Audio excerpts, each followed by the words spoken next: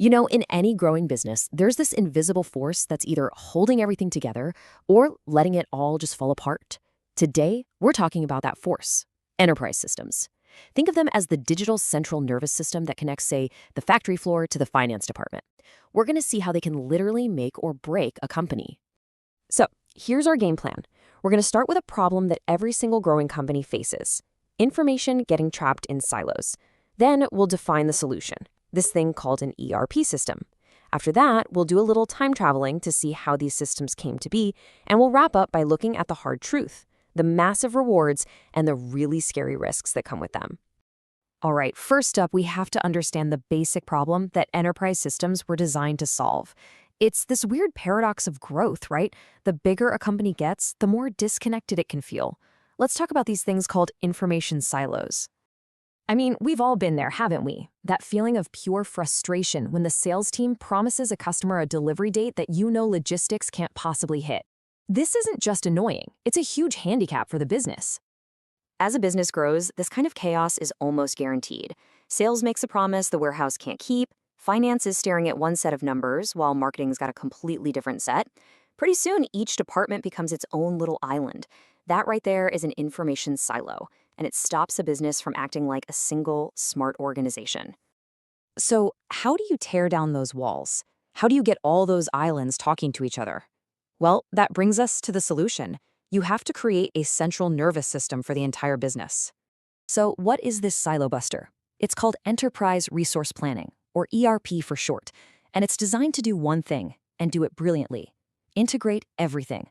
Just imagine a single system that sees every transaction, from a tiny sale to a massive shipment, and lets the entire company plan and react to it in real time, all together.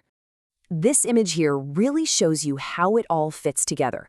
See, an ERP isn't just a piece of software you install. It's a whole ecosystem. You've got the hardware, the central database where all the information lives, the company's own unique processes, and of course the people, all of them working from the exact same playbook. And that is the absolute key. It's this idea of a single source of truth. So whether you're in accounting or sales or out on the production line, you are looking at the exact same data through the exact same system. No more fighting over whose spreadsheet is right. But these incredibly complex systems, they didn't just appear out of nowhere. Their evolution is actually a pretty cool story, taking them from what were basically simple inventory tools to the company-wide command centers we see today. So let's trace that path. Okay, so the journey kicks off in the 1960s with really basic software just for tracking inventory. Then in the 70s, it evolved into Material Requirements Planning, or MRP, which was all about managing raw materials better. The 80s brought MRP-II, which expanded to include all manufacturing resources. Then the 90s, that's the big one, saw the birth of ERP as we know it, connecting the entire business. And by the 2000s, these systems started looking outward, pulling in things like customer and supplier relationship management. The whole story is just one of ever-expanding ambition. That first big jump in the 80s was really a huge mental shift. The old question was pretty simple: do we have enough raw materials? But MRP2 started asking a much bigger, more complex question.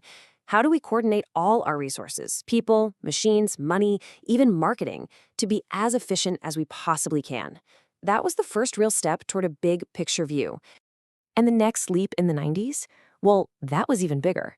ERP basically took the logic of running a factory and applied it to the entire company. It wasn't just about manufacturing anymore. It was about having one single unified system to run everything: HR, finance, sales, logistics, the whole shebang. Okay, this brings us to our final and maybe most important section. When you decide to install a digital brain into your company, what happens?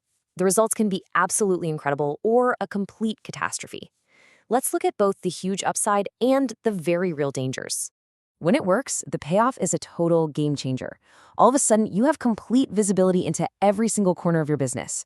And this isn't just about being a little more efficient. It's about making faster, smarter decisions than your competitors. It's about building a foundation on standardized processes and data that you can actually trust. And the numbers really back this up. In one study, sales teams saw a mind-blowing 94% jump in productivity. And you have to ask why, right? Well, it's because for the first time, they could tell a customer exactly what was in stock and pull up their entire history instantly without having to make 5 different phone calls. And think about what that kind of instant access to good data does for other departments. Auditing teams become 35% more productive because every single financial record is clean, it's centralized, and it's trustworthy. The days of chasing down random spreadsheets all over the company, they're just over. And we see that same exact ripple effect in finance and accounting, with a solid 24% boost. When everyone is working from the same real-time numbers, the entire financial heartbeat of the company just gets faster and a whole lot stronger. But, and believe me, this is a huge but, these projects are notoriously risky. The number one cause of failure? Just underestimating the sheer complexity of it all. But you've got other classic pitfalls too. Not getting buy-in from the people who actually have to use the system every day, not training them enough, and trying to do way too much, way too fast. And the consequences of getting it wrong can be absolutely devastating. Back in 1999, the chocolate giant Hershey's completely botched its ERP launch right before Halloween, their busiest season.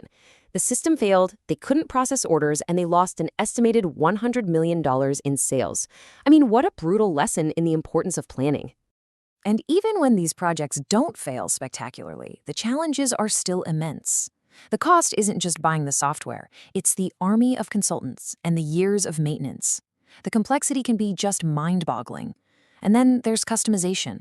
Trying to make a one-size-fits-all system work for your totally unique business is a monumental task. So who takes on these massive projects? Well, it's probably no surprise that almost half of all ERP users are in manufacturing, which, honors the system's roots. But today, their reach is pretty much universal. They're running everything from global distribution networks and service companies all the way to government agencies. And that brings us to the final, really crucial question. Forget about the software for a second. The core challenge is the same for every single organization out there. Is yours just a collection of disconnected silos, or is it a single integrated brain? The answer to that question could very well define your future.